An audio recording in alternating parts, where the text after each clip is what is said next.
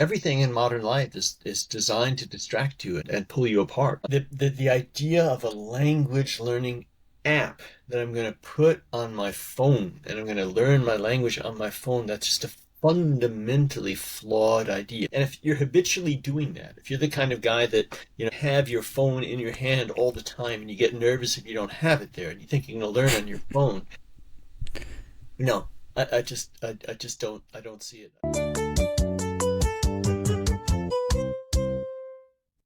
Hola a todos. Good afternoon and welcome to Lingucast again. Today's episode is very, very special because I have the privilege of talking with one of my greatest inspirations in language learning that inspired my journey from the beginning to now, Professor Alexander Arguelles. How are you doing?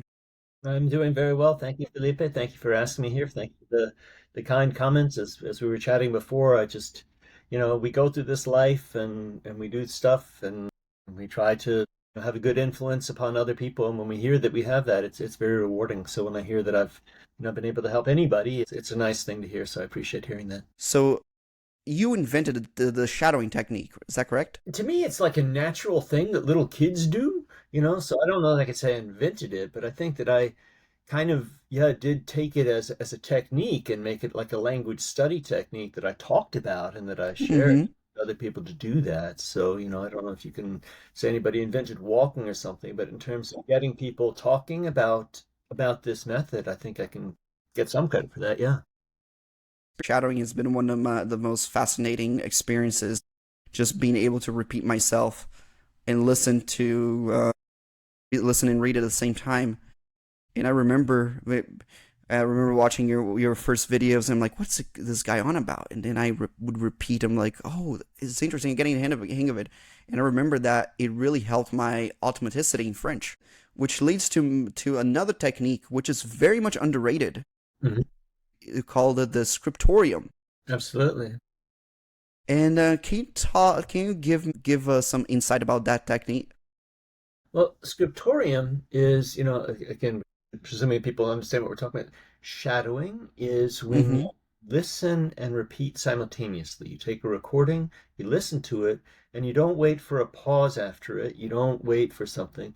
You try to speak along with the voice. And if you're learning a foreign language and it's it seems too fast at first and you can't grasp the sounds, you trip and you stumble. But if you do the same material several times, you get better and better at it. You learn the patterns, and then you're speaking on top of the voice, and you learn to, because the voice is coming in a fixed pattern, you can't change that, and you psychologically know that, well, that's correct, and what I'm saying is incorrect, but I can make it more like that. So shadowing is to get the living language into your head, to get the experience speaking it, to get the experience of saying something. But shadowing is inherently fast. Speech is fast. Whereas a scriptorium is a writing technique. And so what I always like to do, particularly with languages that were difficult for me, with languages that have a different script, was to slow down the entire process and say, I'm going to copy this text out and not just copy it blindly by looking at it, but I'm going to read it aloud and then try to remember what I said and then try to write it when I said. I'm going to try to get that same echo effect that I have with shadowing, but in a slower thing.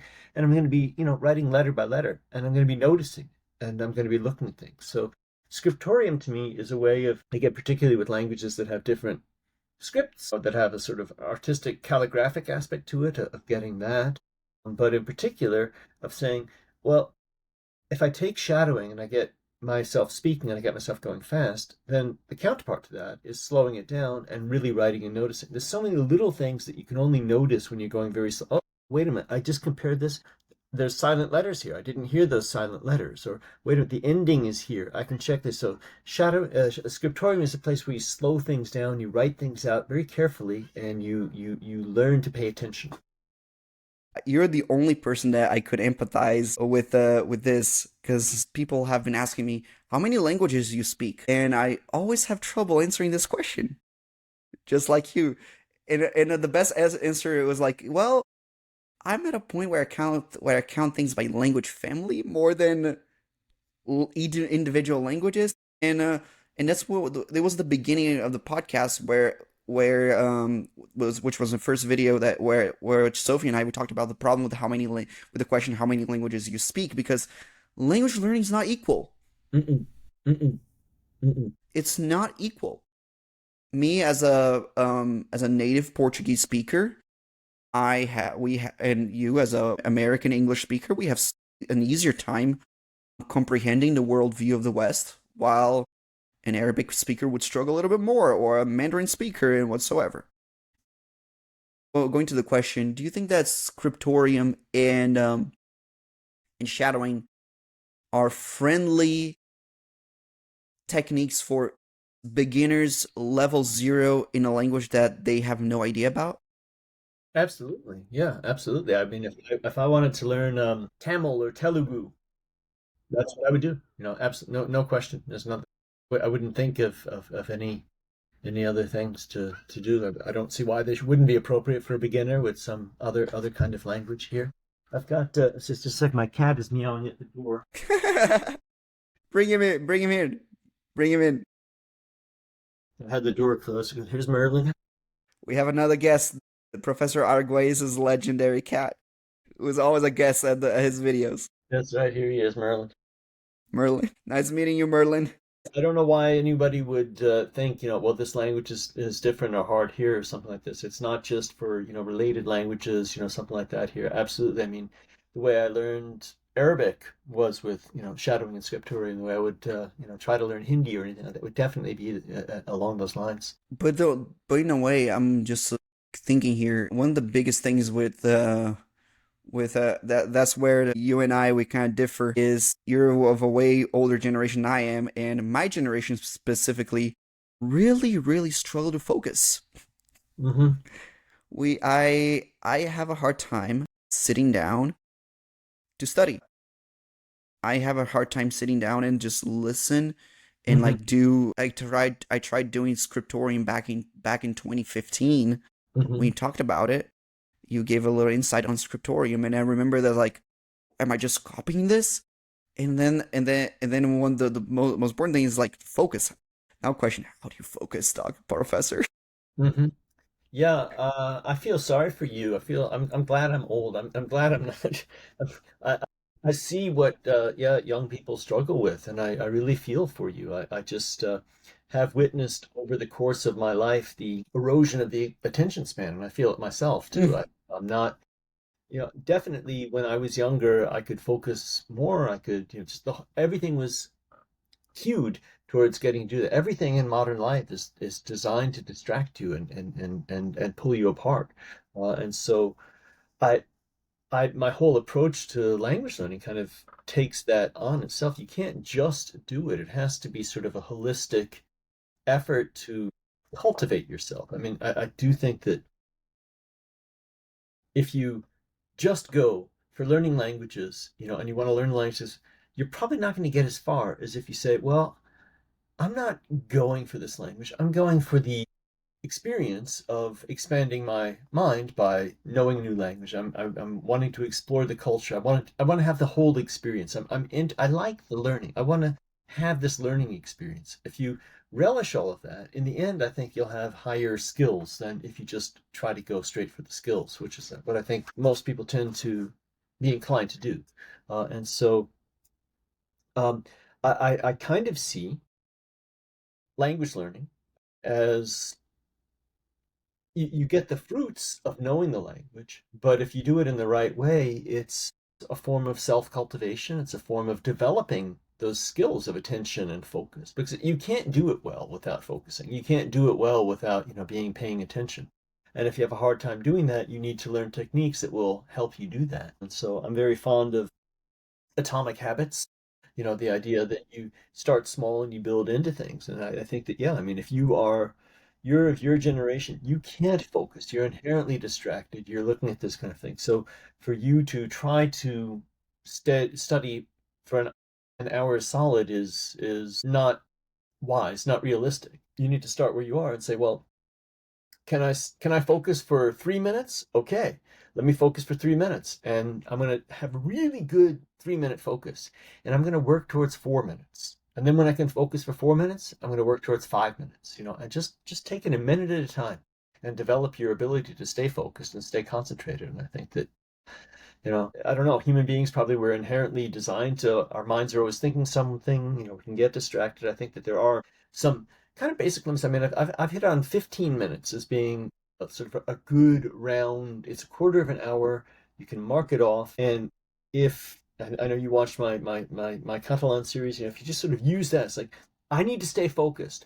But yeah, I'm going to need to scratch and I'm going to need to take a sip of water.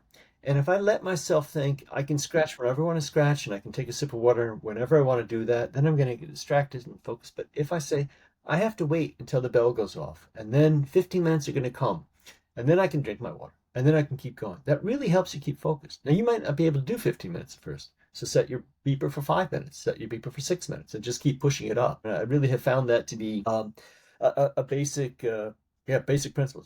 Just one more than you did last time. It's like with push-ups, you do 12 push-ups. Okay, you did 12 push-ups yesterday. You can do 13 today. That kind of thing. I just kind of crazy. That thing is like I kind of this dopamine rush that I usually have. It's kind of insane when I start studying a language. I'm like, what? I'm doing this right now.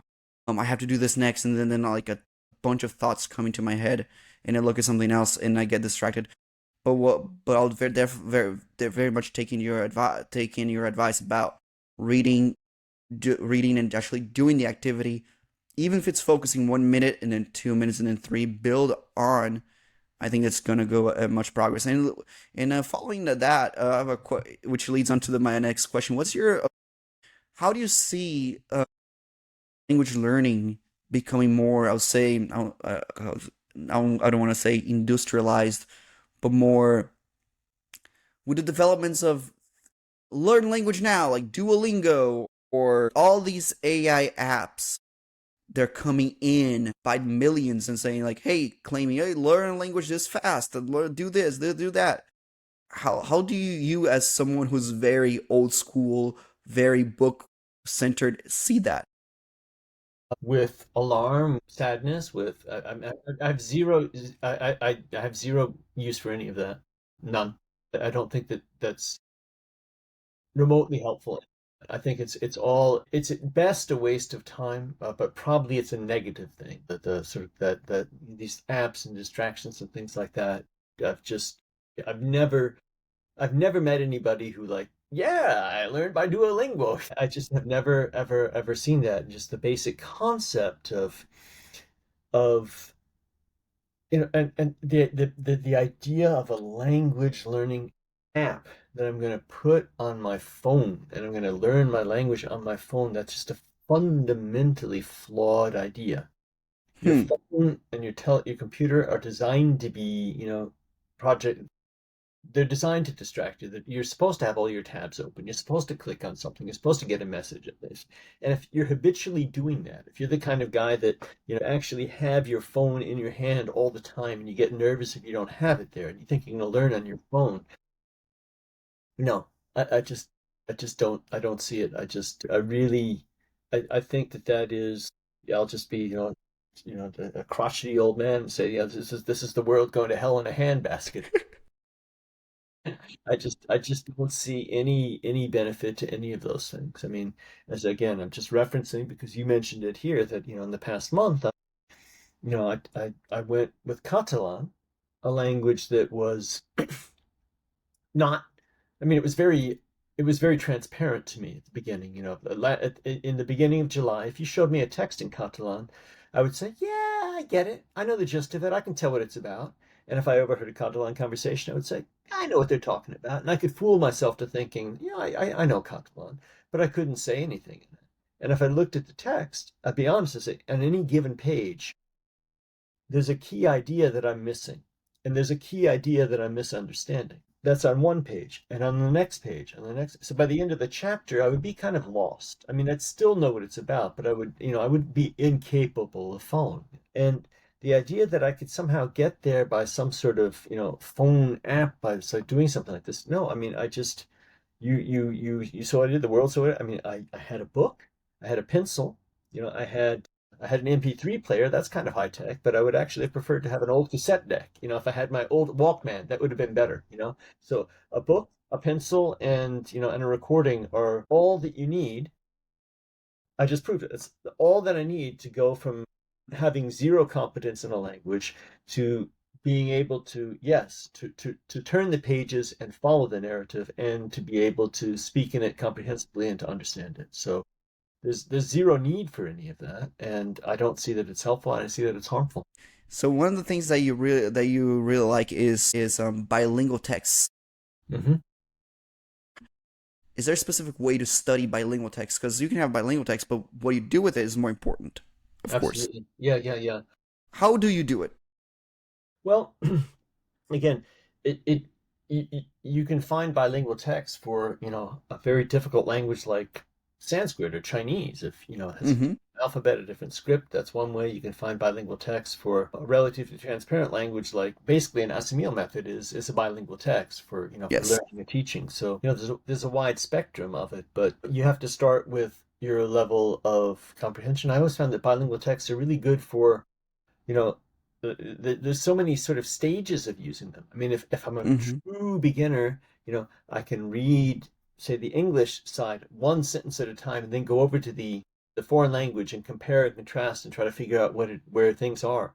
When I'm more advanced, I can flip it around. I can read the original and refer back to the English if I don't know or understand it. But I just have always found bilingual text to be, I think that they are frowned upon in school learning because there you have to grade people and you give something and the answer is there. So it's kind of not cheating, but it's like it circumvents the learning process. But if you're an autodidact, if you're teaching yourself a language and you have the maturity to like actually learn from it, I think that bilingual texts save you an inordinate amount of time in terms of looking stuff up in dictionaries and misunderstanding and the like. So yeah, there are various ways. I kind of refer to it, bilingual text would be almost good if there was some way to go into our brain and cut it in half. So you can literally, ideally, if you could put a finger under each line and you could track each line with a different eye. I can't really do that. You need to look at one or the other. But if you could have that sort of that would be the ideal. It's like I know where the correspondence is. I'm looking for it. When I need it, I can check it. When I don't need it, I'm going to go on. So to me, it's they're bilingual texts. I think are bilingual text, interlinear text. These kind of things are just sort of really underestimated, underused in Yes. autodidactic language learning. I want to share with you an experience, and I want your opinion on it. I taught language 101 in private classes for some time in the past, and I had a handful of students that we would analyze bilingual texts, graded readers, little PDF books that we would find online and stuff. And the most common thing that I got from them while we were together was, okay, this is in Portuguese and this in English. What am I supposed to do again? Like, they literally did not know what they were supposed to do. They're like, okay, I'm reading, but like, what am I supposed to do? I think what was going on in their mind is they were looking for something to do with that bilingual text. And I think that we as language learners, polyglots, who know what we're supposed to do, we already know, but I'm thinking of that person who's a true beginner, not even in just the language, but also the language learning process. How Yeah, would you go by yeah, like I said, track the sentences. Find track? sentence, find sentence here. Okay, read the sentence in English. You know what it says. Read the sentence in the foreign language. You're saying the same thing. Read it again in English. You know what it says.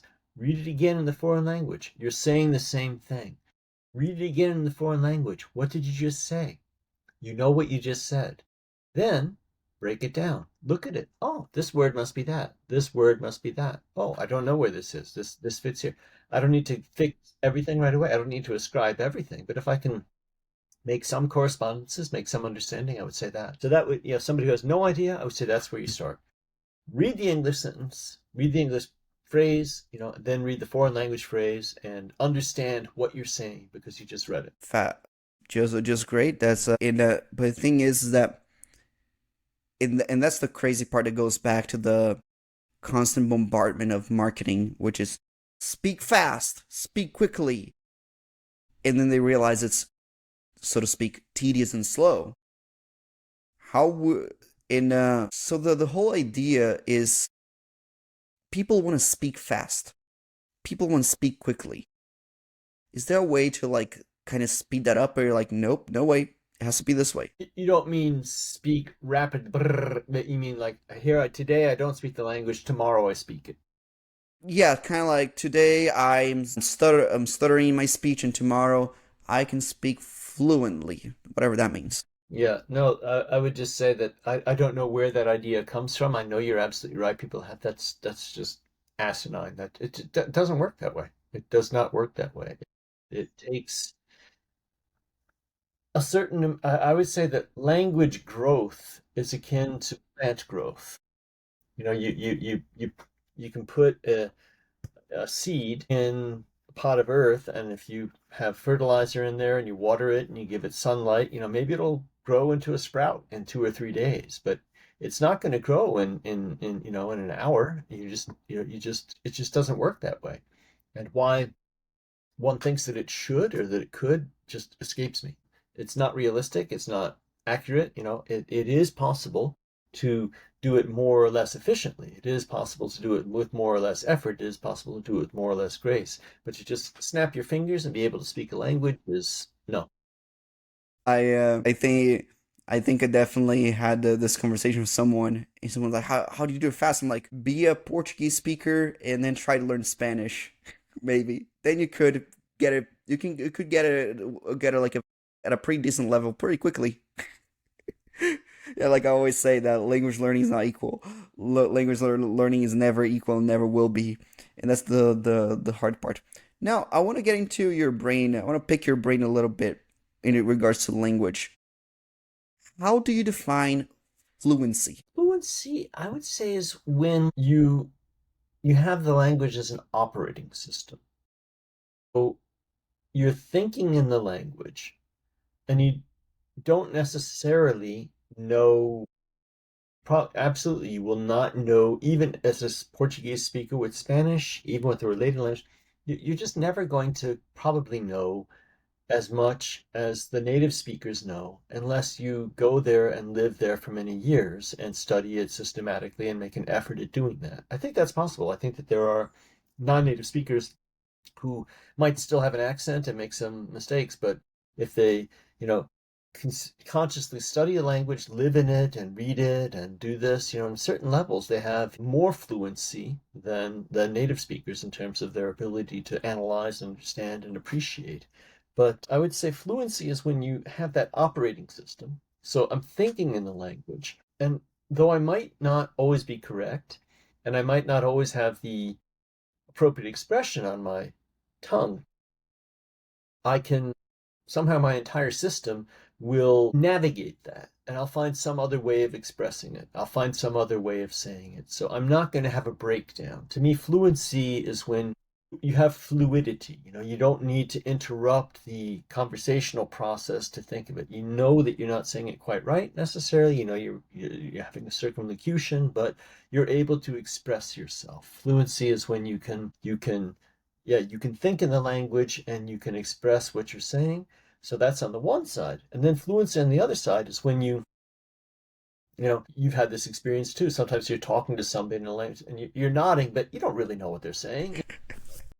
You're just being polite, just doing this. But you want to cut that to a minimum. Fluency is when it's like, okay, not only can I think in the language, but yeah, I'm not just nodding to be polite. I really am getting what they're saying. So if in a conversation with somebody, if I truly understand what they're saying and I'm finding some way to say it, then I'm fluent. I want to get into something about your opinion about the mix between language competency and foreign language interference. It happens to me quite often that, let's say, I teach Spanish, and every now and then a Portuguese word might come out. I might spell something in a Portuguese way, or French grammar structure might pop up, and people and others might see it's like, oh, you see, you're not as good in Spanish as I thought you were. Have you ever dealt with something like that, Professor? I don't see that as a huge problem. It literally, I understand. I mean, you just used the example of Romance languages.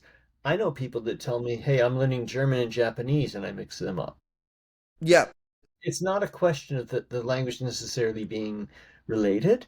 Yes. It's just a question I've always articulated this way, and I think that people basically just have rather um, messy or undisciplined brains, where they, instead of having a category for German and Japanese, they only have a category for foreign language. So here I am, I'm Joe, Native American speaker. I'm learning some German, I'm learning some Japanese. And where do I put it? I put it all in like the foreign language storage area. And so now I'm going into my foreign language storage area and I'm trying to use German, but I'm pulling Japanese stuff out.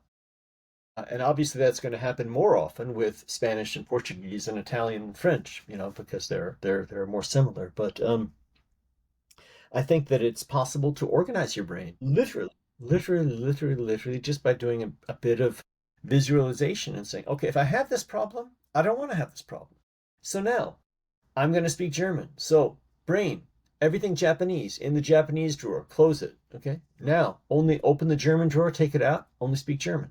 So if I can visualize that and do that, I think you can cut that down quite a bit. When you have the examples that you gave for French and Portuguese and Italian, again, I don't see that as necessarily a problem. If you are trying, you're a native Portuguese speaker, if you're trying to speak French and you don't know the French word, but you know the Portuguese word, but you know how to pronounce things in French, if you take a Portuguese word and pronounce it like a French word, the odds of your being right are very high.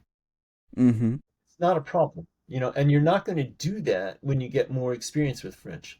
If you use that as a scale, as a ladder to get to a higher level, I don't see that as a problem. What I was seeing happening to me though is, for example, when I'm editing the videos, I notice so many, I would say, linguistic interferences, especially when I'm asking questions.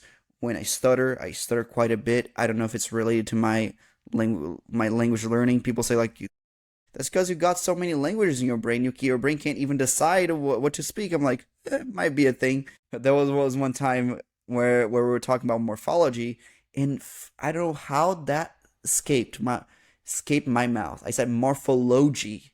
I'm like, I repeated, like, I tried to repeat it, like, did I just say morphology there? It's like, what's wrong with me?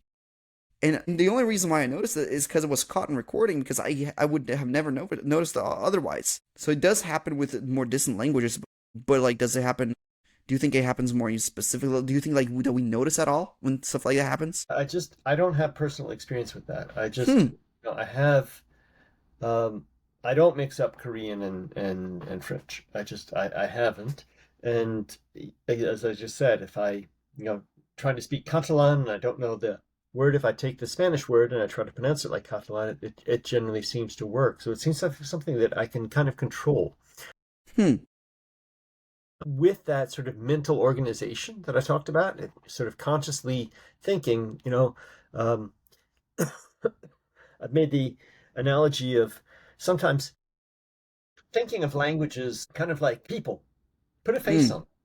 on. Imagine your relationship with the language is not, oh, I speak this language, but I know this language means that I'm friends with this language, means that I have a relationship with this language, means that I can, sort of feel this. And if you knew, if you knew a family, you know the mother and you know two of the daughters, and then you go over to have dinner at their house and you meet their sister. You're not going to mix them up. They're like different things. So just imagine that. The mother is Latin and you know Portuguese and Spanish, and you go over to have dinner and there's French. You meet her. She's an individual. Why should you mix her up? There's no reason to do it. There is quite a bit of mixing up going on here at home, since my wife is a native Spanish speaker. We kind of have our own mixed hybrid language with Portuguese, English, and Spanish, Uh-huh. and we just threw, and sometimes we throw in some French, funnily enough.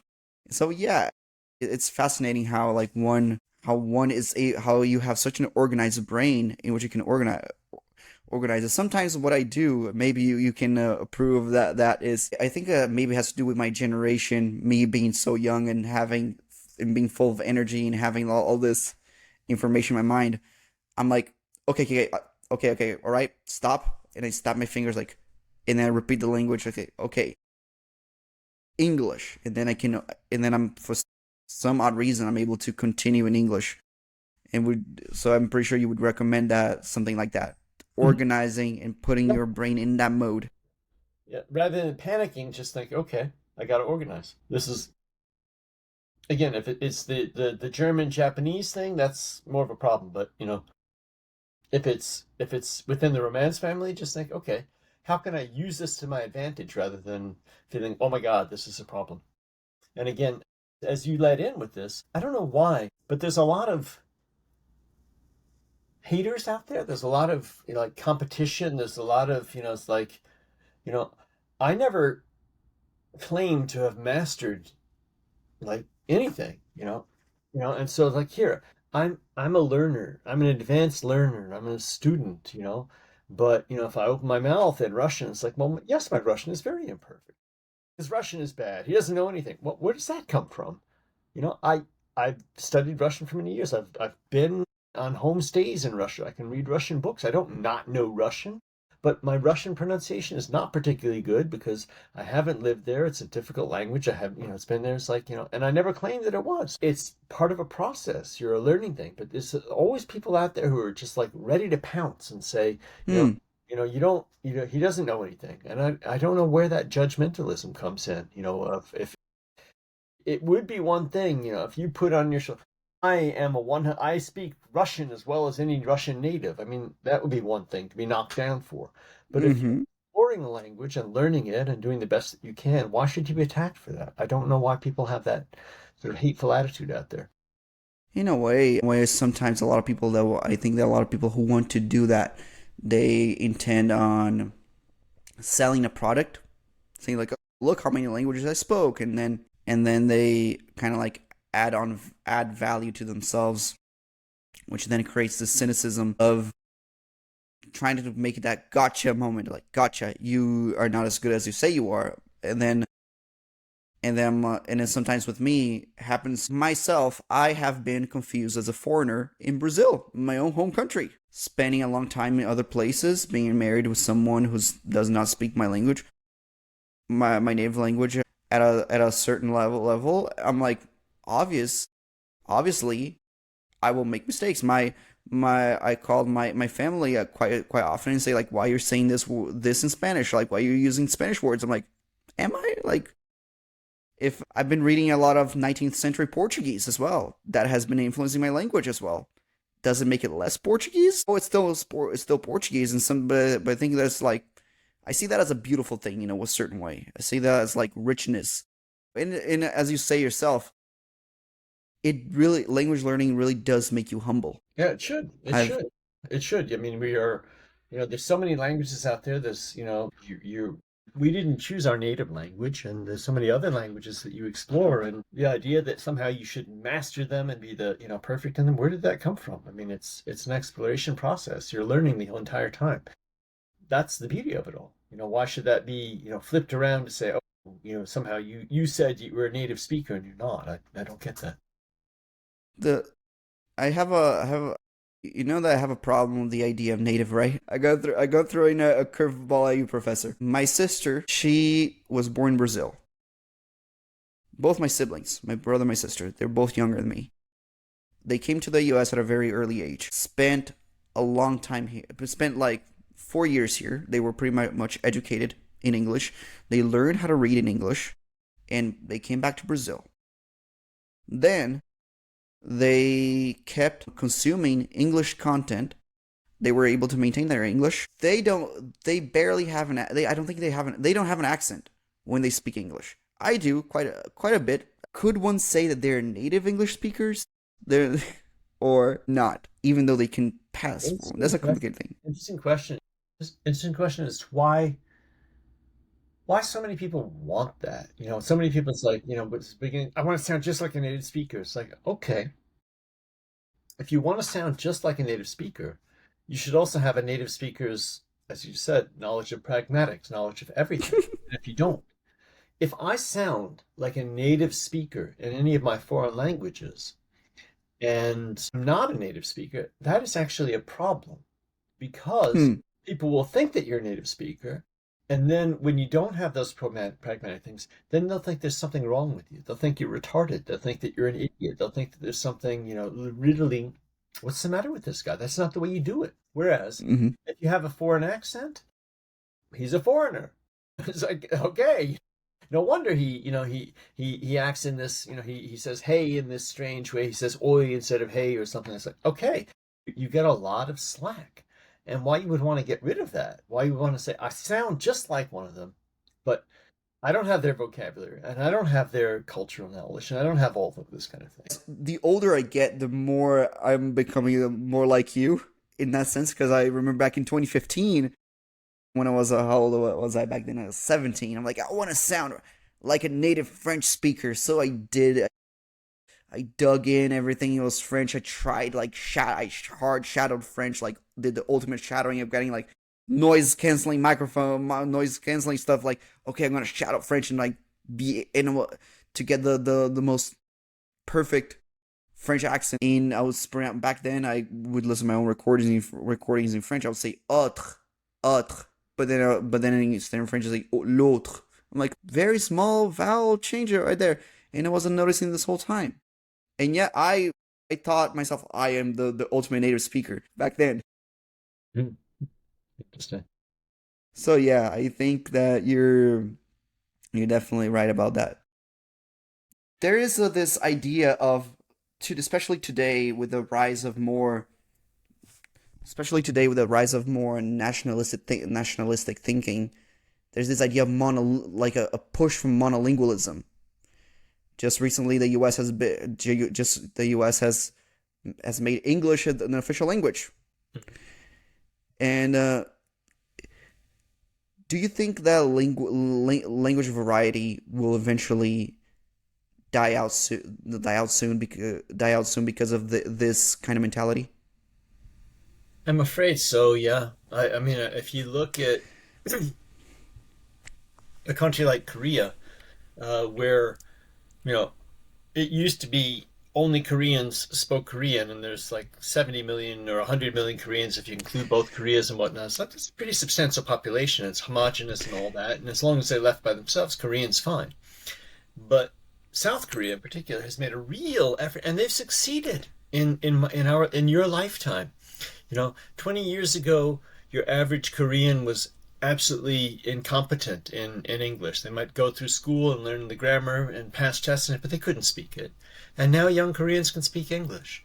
Well, now young Koreans can speak English and they can go out into the world and they can get jobs and they can, end up working over here and they can end up getting married to other people. And there's no reason to continue Korean. And so even though Korean has like 70 or 100 million, speakers, it's not, nobody else learns it. And, people who learn Korean, learn other languages, they have this. So I hate to say it from a purely pragmatic non-language learner's point of view. I mean, there's some logic to say, hey, if all human beings spoke one language, that would be kind of convenient. We'd lose a lot. We'd lose hundreds of stuff. We'd lose everything we love, but that you can make a practical argument for that. So, yeah, there are issues there. I like to say that language variety, although people who push to monolingualism, they'll eventually create other languages because languages are constantly evolving. Hmm. Hmm. So I heard that there's even Singaporean English now, Indian English now, Hmm. and I don't know what those languages will evolve into. Hmm. Those varieties will evolve into. So this thing about this reminds me of something that of I heard someone who got discriminated in Montana. It's like, we don't have Spanish speaking Montana, and then it was like, your flag literally says plata y oro, or oro y plata. Yeah, yeah, no, I do. I personally think it would be a great shame, to have just, one language, monolingualism. But if that mentality is out there. But again, I think that needs to be overcome by not practically saying, okay, well, it's useful to know two languages, but it's beautiful to know language. It's not just functionality. It's not just communication. It's when I have a different operating system in my mind, then I'm thinking in a different pattern. I'm thinking in a different way. It's like a different worldview. It's a different perspective. And to limit all that to only one way, I mean, there's no getting around it.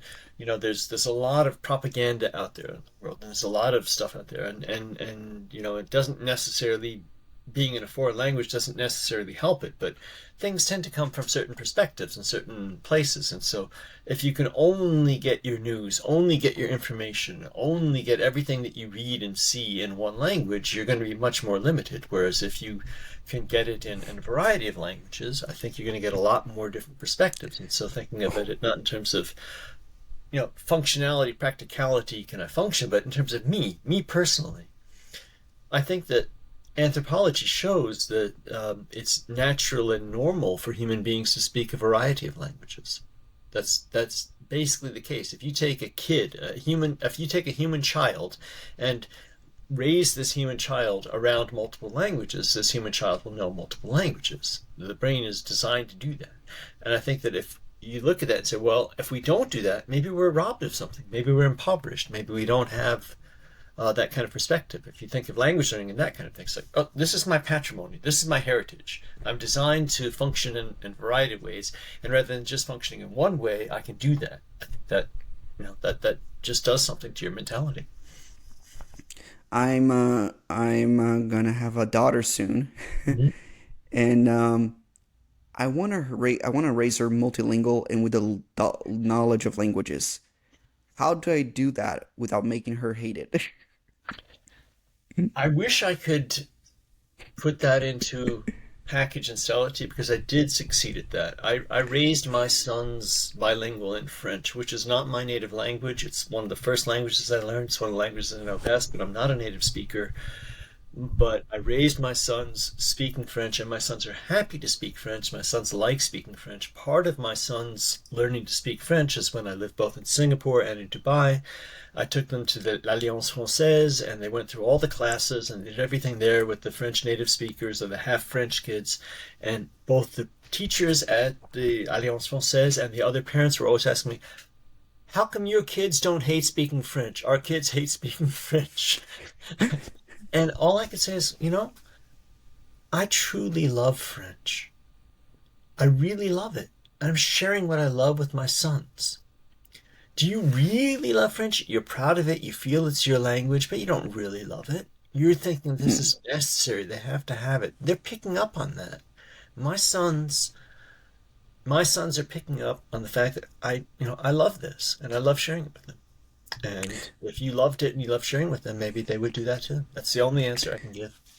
It's fascinating because someone I know, they don't speak Spanish, or they're native Spanish speakers, and they're like, the kids only speak English at home. They refuse to speak Spanish. They don't want to. I'm like, question: what else do they do in Spanish? In the mind of a child, they see the cool kids are speaking English, but the boring adults they're speaking Spanish, and time to play is in English with the other kids.